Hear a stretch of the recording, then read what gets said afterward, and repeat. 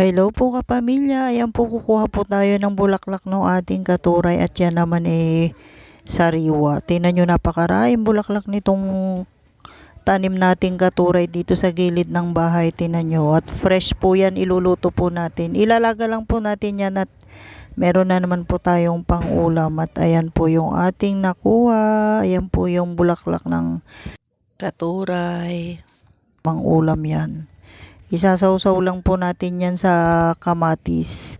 Kaya yan yung ating almusal ngayon. Ilalaga lang po natin. Ayan o, fresh from the tree ang ating ulam. Yan po yung bulaklak ng katuray. At manamis-namis po yung pagka nilaga po natin. Kaya ayan po yung ating mga bulaklak ng katuray. Thank you so much po. Ayan na po yung ating uulamin ngayon. Ayan po, at ire-ready na po natin. Lilinisin lang po natin, tatanggalin natin yung pinakatangkay niya at yan po yung ating ulam. Bye!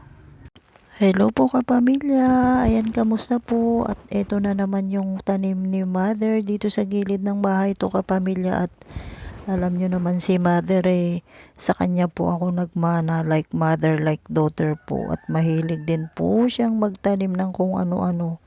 At hindi niya rin pinatawad tong gilid ng bahay natin, tinamnan niya ng kamuting kahoy. Comment down below mga kapamilya kung ano pong masarap na isahog dito sa ating talbos ng kamuting kahoy. At yan masarap po nagataan yan mga kapamilya. Sa mga nakakaalam po, masarap po yan. Pero karamihan po kasi yung iba hindi po nila alam na pwede pong iulam ito. Pero ito po masarap na ulam to mga kapamilya.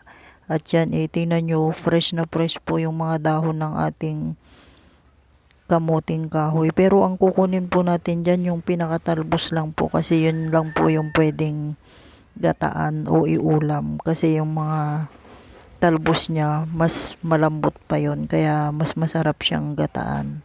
Kaya yung kapamilya, yung ating kamuting kahoy, dito po sa gilid ng bahay yan. Hello po kapamilya, ayan po, namitas po tayo ng bunga ng talong at syempre yan iluluto natin mamaya tanghalian. At yan mag-harvest muna tayo. Tingnan nyo, marami pa rin bunga tong talong na tinanim ni mother dito sa harap ng bahay. At napaka-healthy ng mga bunga ng talong na to.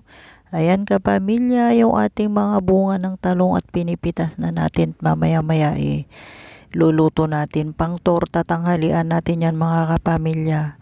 Para hindi na tayo kailangan bumili kung meron naman tayong mga pananim dito. Hindi na natin kailangan pang gumastos at yan naman libre lang dito sa mga garden na naitatanim. Kaya ayan kapamilya, yan na po yung napitas na bunga ng talong at yan iluluto natin mamaya. Ayan po, thank you so much po kapamilya. O di po ba, libre na naman po ang ating tanghalian. Bye!